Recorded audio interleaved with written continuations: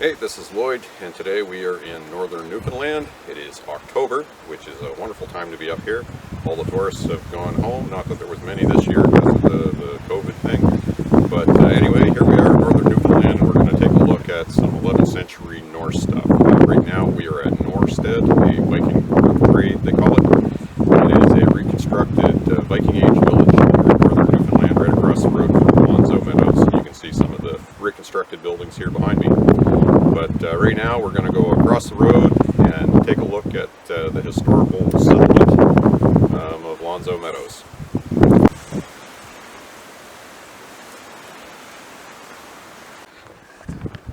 So they got a boardwalk through this bog, and I guess bogs like this are the kind of places where you might find iron if you needed to smelt some iron and make some ship rivets to fix your ship so that you got home and didn't go down to the bottom of the ocean.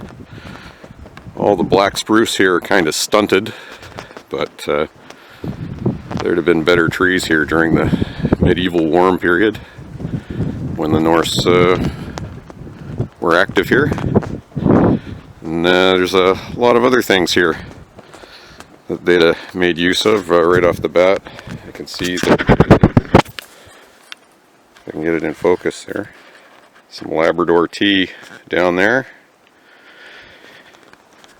And there's lingon berries and all kinds of other berries around here. So they'd make use of those as well. Nice little batch of lingon berries here.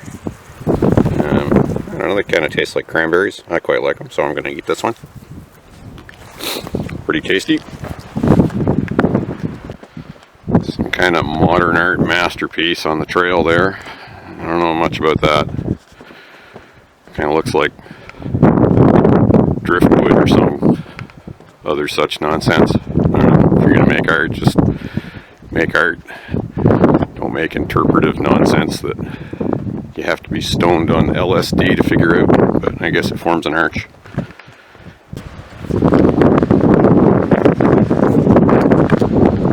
So there's a good sandy bay there, a little bit rocky, but if you knew what you're doing, you could get a medieval nar in there, an 11th century Viking boat.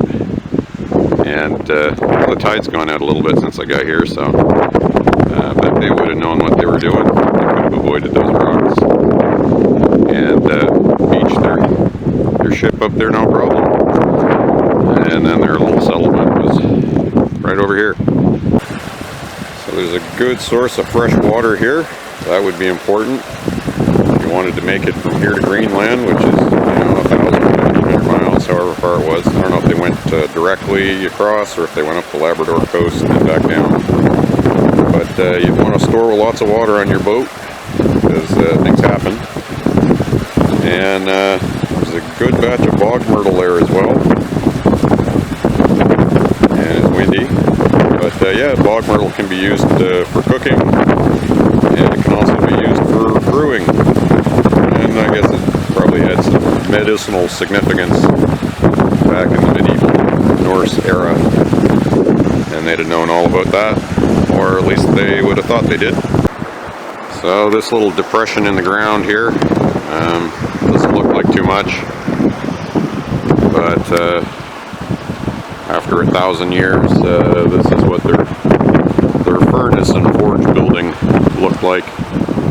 And I know that must be a fact because they've got a rock here telling me that it's a fact. Furnace building and smithy forge. I don't know who decided to come up with the words that were going to be put on the rock, but that's what it says.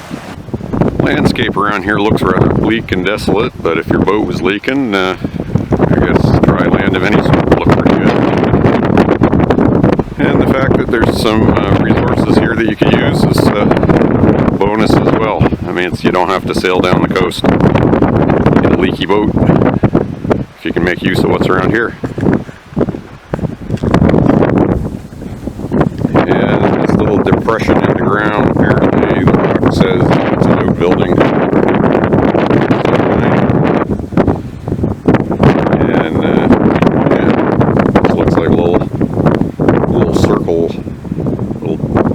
tank. And the center still got it. And then over here, we've got the main building, main living area. One would suppose it's quite long. Looks like it's probably 60 foot long, easy. 50, 60 anyway. And probably would have lived in this, say, on the rock. Dwelling and small forge. So yeah, they probably had a small forge in here for making ship rivets, and the other smithy is probably where they smelted the iron, which might explain why it's quite a ways away from the dwelling. Hard to say. Maybe they didn't care about stinky foundries near their dwelling. Moving on. So there's the remnants of another good-sized building here. A little bit smaller than the other one.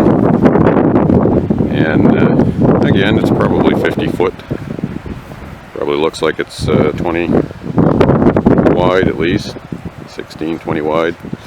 Don't imagine they measured things as meticulously as we do, but looks large enough to be a longhouse type structure. And it says it was a dwelling and a woodworking shop. So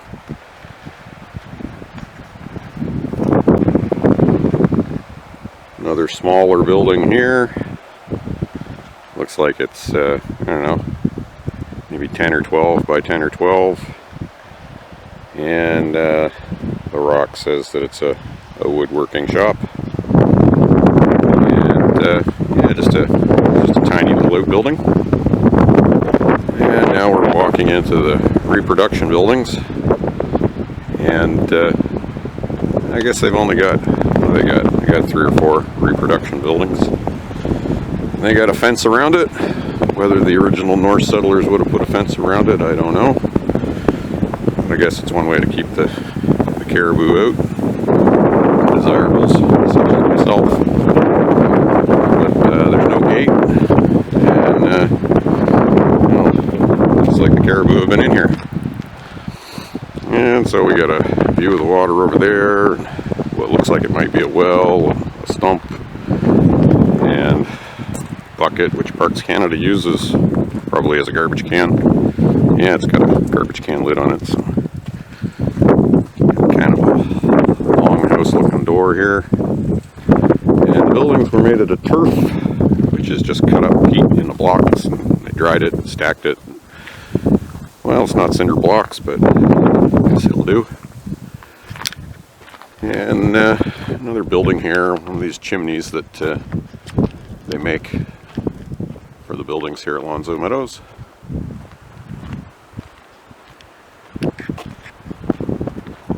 And I guess that would be something to let the light in.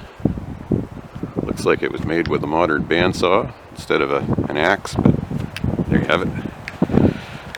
It looks like they got a little, I don't know if that's a forge. Looks more like for smelting.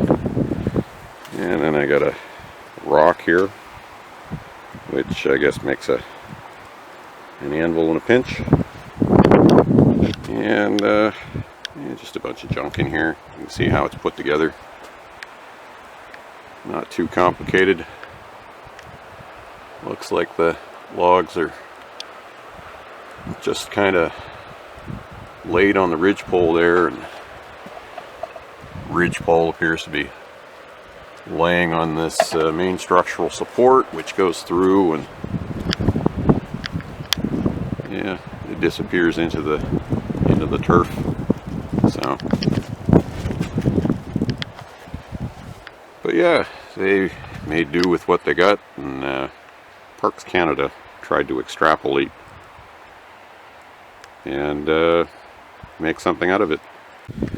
So we got the fancy doorknob here, and we can go inside. It's kind of dark. They're closed down for the season, so there's nothing going on in here. Looks like they got a kind of a brewing barrel or storage barrel with some bowls in it, which means they probably got a lathe around here somewhere. Yeah, there's parts of a lathe, some caribou antlers, a 11th century fire extinguisher, 11th century propane fireplace. I got some fishing nets and some benches, and it's kind of dark in here. Don't know how much you can see. We'll go back. Oh, there's a butter churn. Butter churn. Interesting, I guess, if you make butter. And it looks like they got some pegs in the wall stuck right into the turf that they can hang their stuff on. We got a little hearth in here. A little chain for hanging your pots on. Whoever made that actually did a pretty good job. I apprenticed as a blacksmith, so I speak with a little bit of knowledge on the subject. Looks like they did a really nice job, actually. So you got benches in here that you could sit on or sleep on. And looks like I got a rope attached to it, so probably storage underneath. And then another little room back here, which is private, I guess. And then they got these little Viking style sleeping cupboards, so you can close yourself off and have a little bit of privacy. And again, Parks Canada is looks like they just bought ordinary lumber and chopped it up a bit with an axe to make it look good, but all in all, not a bad little reproduction. Another butter churn. I guess they really want to impress on us that butter is important if you are an 11th century Norse person. And that's pretty much what there is to see inside the longhouse. More storage barrels somewhere.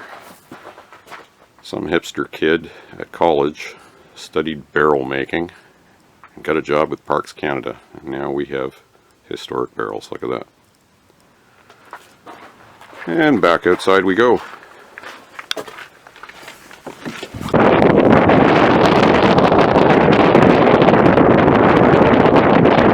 So I hope you enjoyed the video here in northern Newfoundland at Alonzo Meadows. If you like this kind of content, feel free to hit the like button. If you like the channel, feel free to subscribe, and I'll do more stuff like this when I can get a chance to do it. Make sure to share it with anyone that you think might like it. Apparently commenting helps YouTube push it up in the search results or whatever that they do on their end. And as always, if you don't like the video, share it with your enemies. I will punish them for free. Have a good day.